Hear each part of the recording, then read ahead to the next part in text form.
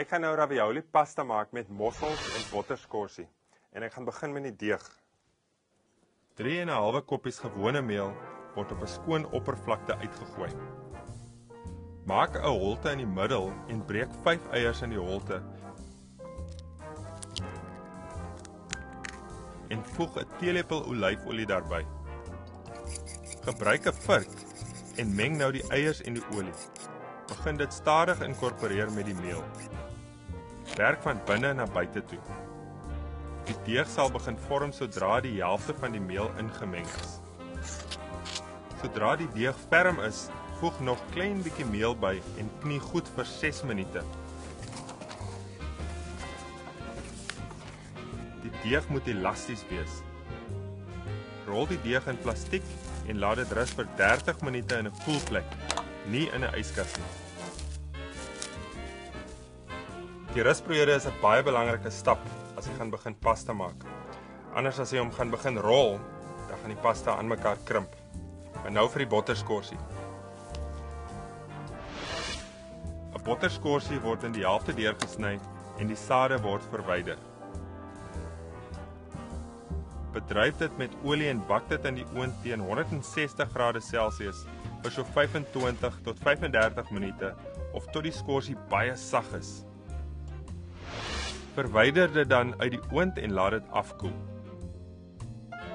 Skep die vlees uit in 'n groot bak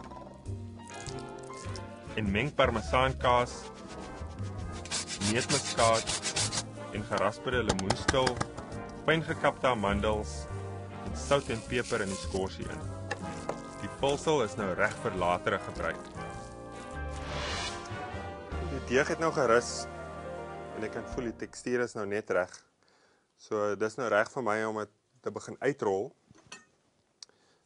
So dit is die lekker gedeel van pasta maak. Strooi die oppervlak met meel en vorm die deeg in 'n plat reghoek.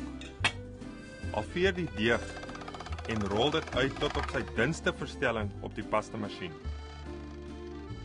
Op elke verstelling moet die deeg 2 maal deurgerol word om te verhoed dat die ravioli krimp. Gebruik 'n koekiedrukker om sirkelvormpies mee uit te druk. Sit 'n klein hoeveelheid van die botterskorsie mengsel in die middel van die sirkeltjie en smeer eiergeel om die buitekante van die sirkel en bedek dit dan met 'n ander sirkel. Dit sal verhoed dat die ravioli sal ontbind. Maak seker dat jy al die lug uitdruk. Druk die kante dan met 'n vurk om dit goed te seël. Herhaal die proses totdat daar genoeg ravioli is vir jou gereg. Bring water en sout tot kookpunt in 'n groot pot. Sit die raviolis in 'n draadmandjie en kook dit in warm water vir 2 minute. Haal dit uit die water uit en dreineer. Nou is dit reg vir opdiening later. Nou vir die mossels en sampioene en ek begin met die mosselsous. Ek gaan olyfolie in 'n kastrol liggies begin warm maak. Voeg dan gekapte ui, knoffel, rooi soetdrussie en seldery by. Braai dit vir so 2 minute en sit dan die witwyn by.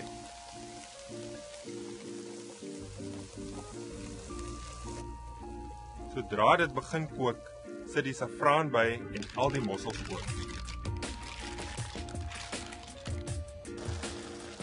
Sit 'n deksel op en stoom dit vir 15 minute of tot wanneer die meeste mossels oopgegaan het. Raak ontslaaf van die mossels wat toegebly het. Skep nou die mossels uit die pot en gooi die sous deur 'n sippie. En kook dit af tot die helfte van die oorspronklike volume.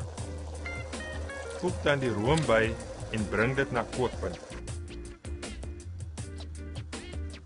Verlaag die temperatuur heeltemal en hou warm. Om beheer te hê oor die hitte as jy kook, is baie belangrik. Sauteer shiitake sampioene in botter met 'n knippie sout by. Haal die mossels uit die skilpe sodra dit afgekoel het. en braai dit saam met die sampioene liggies tot die botter begin bruin raak.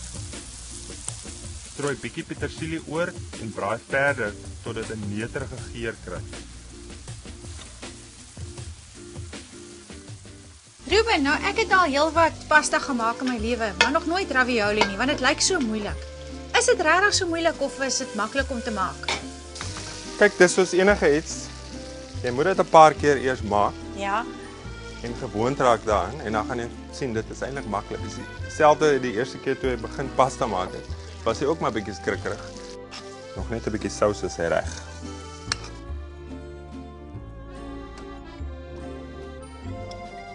En kaas kan jy ook bedien saam met mossels.